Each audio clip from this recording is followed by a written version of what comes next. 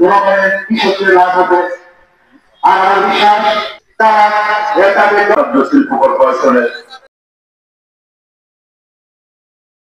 আমি আজকের এই প্রোগ্রামে যে উদ্দেশ্য নিয়ে আমরা সমবেত হয়েছি, যে সুগার কর্পোরেশনের যারা কৃষি বিভাগের সাথে জড়িত, তারা রাজস্ব খাতে যে আশা, যে আজকে যে আহ্বান, সে আহ্বানের সাথে আমি একাত্মতা ঘোষণা করছি। এর কিছু যুক্তিসঙ্গত কারণ আছে।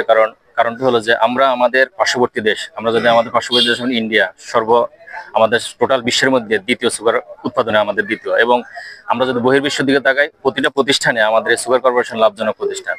আর আপনারা ইতিমধ্যে জানেন যে আমাদের সুগারটা আমরা যে আহরণ করি, এটা আমরা আখ থেকে আহরণ করি। আখটা কিন্তু একটা কৃষি পণ্যই, কিন্তু আমাদের এই আখের সাথে কিন্তু সাথী ফসল হিসেবে আমরা যতগুলো ফসল করি সবই কিন্তু কৃষি পণ্য করা হয়। কিন্তু ছয়টি সুগার মিল তৎকালীন সরকার বন্ধ করে দিচ্ছে এই লসের জন্য, আন্তর্জাতিক জটিলতার জন্য,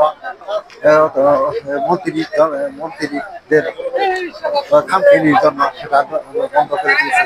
আমরা চাই আমাদের এই মিলকে আমাদের কৃষি বিভাগকে রাজস্ব খাতে নিয়ে এই মিলের আর্থিক ব্যয়ভার কমানোর জন্য এটা আমাদের যৌক্তিক দাবি। জিল বাংলা সুগার মিল কৃষি বিভাগ আয়োজিত বাংলাদেশ চিনি ও খাদ্য শিল্প কর্পোরেশনের অধীনে যে সুগার মিলগুলার কৃষি বিভাগগুলোকে রাজস্ব খাতে নেওয়ার জন্য আজকের এই মানববন্ধন।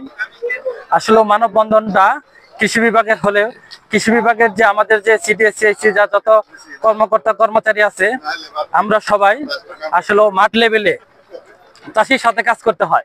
চাষি কৃষি ফসলটা হলে চাষি আসলেও আপনার মানে ক্ষুধায় যারা যোগায় অন্ন, আমরা আছি তাদের জন্য। ও কর্মকর্তা ভাইরা, আমাদের আজকে মানববন্ধনের একটাই মূল উদ্দেশ্য, আমাদের একটাই দাবি, আমাদের কৃষি বিভাগটাকে রাজস্ব খাতে নেওয়া লাগবে। কেন আমরা রাজস্ব খাতে নেব? বাংলাদেশে বৈষম্য বিরোধী ছাত্র আন্দোলনের নেতৃত্বে বাংলাদেশের গণতন্ত্র ফিরে এসেছে। সে গণতান্ত্রিকভাবে একটা গণতান্ত্রিক আমরা উপদেষ্টা নিয়োগ করেছি। শুধু বাংলাদেশে নয়, সারা বিশ্বে তার অত্যন্ত প্রশংসিত হয়েছে। উনি আমাদের দাবি, আমাদের সম্পর্কে বলেছে যে আপনাদের যা যা দাবি আছে লিখিত আকারে প্রকাশ করেন। আমরা সেই দাবি আমরা লিখিত আকারে ইতিমধ্যে আমরা সদর দপ্তর থেকে শুরু করে মন্ত্রণালয় থেকে শুরু করে সচিবালয় পর্যন্ত আমরা স্মারকলিপি দিয়েছি। তারে আজকে ফলশ্রুতিতে আজকে আমরা আমাদের কৃষি বিভাগটাকে রাজস্ব খাতে নেওয়ার জন্য আজকে আমরা শান্তিপূর্ণভাবে মানববন্ধনে অবস্থান করছি। তাই আজকে আমাদের বাংলাদেশের অত্যন্ত প্রশংসিত ব্যক্তি আজকে ডক্টর ইউনূস স্যারকে আমরা আমাদের এই রাজস্ব খাতে নেওয়ার বিষয়ে জোর দাবি জানাচ্ছি। পাশাপাশি আমরা আমাদের কথা রেখেছি, আপনি আপনাদের কথা রাখবেন। তাই আমাদের দীর্ঘদিনের আশা যে আমাদের এই কৃষি বিভাগটাকে পুরোপুরি রাজস্ব খাতে হস্তান্তর করে আমাদের এই চিনি শিল্পটাকে রক্ষা করবেন।